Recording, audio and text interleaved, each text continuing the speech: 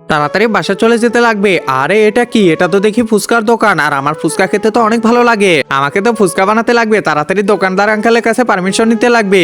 বন্ধুরা ফাইনালি আমি দোকানদার আঙ্কেলের কাছে পারমিশন নিয়ে নিই। এখন আমি নিজে ফুচকা বানাবো, তোমরা শুধু দেখে থাকো। এই তো আমি গ্লাভসটা পরে নিলাম। এরপর ফুচকাটাকে আমাকে ভাঙতে লাগবে। এই তো একটা ভাঙা হয়ে গেছে। এমন ভাবে বেশ কয়েকটা ভাঙতে লাগবে। এই তো ভাঙানো কমপ্লিট হয়ে গেছে।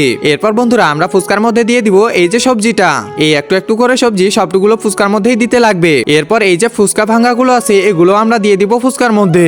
এরপর আমরা বন্ধুরা দিয়ে দিব এই যে চানাচুর। এটা খেতে তো অনেক স্বাদ করবে। এই তো চানাচুরও দেওয়া হয়ে গেল। এরপর আমরা এই যে পনিরটা এখানে দিয়ে দিব সবগুলো ফুচকাতেই। তোমরা যদি চাও তোমার মা 100 বছর বেঁচে থাকুক তাহলে এই ভিডিওটিতে লাইক করে দিয়ে চ্যানেলটি সাবস্ক্রাইব করে দিও। লাইক সাবস্ক্রাইব তারাই করবে যারা মাকে মন থেকে ভালোবাসে। এই তো পনির দেওয়া প্রায় হয়ে গেছে। কিছুক্ষণের মধ্যেই আমাদের ফুচকা রেডি হয়ে যাবে। এরপর আমরা সস দিয়ে দিব। এই তো ফাইনালি আমাদের ফুচকা রেডি হয়ে গেছে। এবার আমি খেয়ে দেখি তো এটা কেমন করে।